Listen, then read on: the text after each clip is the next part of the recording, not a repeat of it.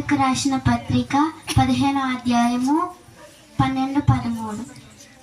మరియు యెషయా ఇలాగూ చెప్పుచున్నాడు, యెషయాలో నుండి వేరు చిగురు అనగా అన్యజనుల నేలుటకు లేచివాడు వచ్చును.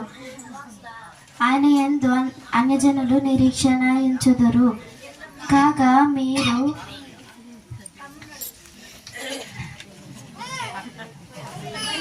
Happy Christmas, merry Christmas. దేవుని స్తోత్రం. హల్లెలూయా. సపట్లు కొట్టండి.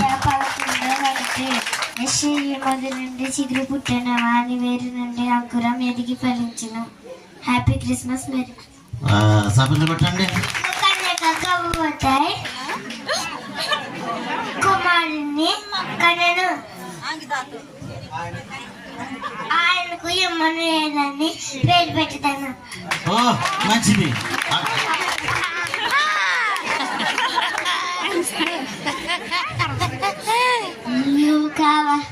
చినం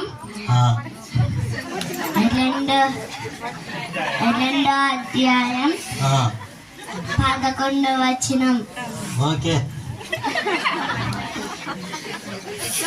దావీదు పట్టణమందు నేడు రక్షకుడు మీ కొరకు పుట్టి ఉన్నాడు. అది సపట్లు కొట్టండి. దగ్గర నుంచి వచ్చిండ్రా బాబు. దేవుని స్తోత్రం. హల్లెలూయా.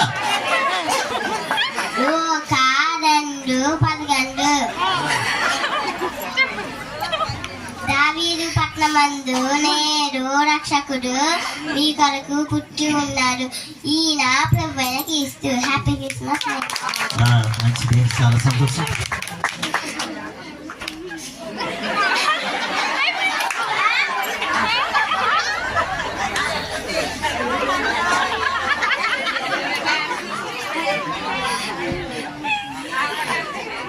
ఆత్మవిశ్వాసమై నిలువైన వాడు ధన్యుడు, పరలోక రాజ్యమే వారిది. Happy Christmas. మంచిది. చాలా చక్కగా మరి కంఠస్థ వాక్యాలు చదివినటువంటి మరి సండే స్కూల్ పిల్లలకి మరి సంఘం తరపున మా సేవకులందరి తరపున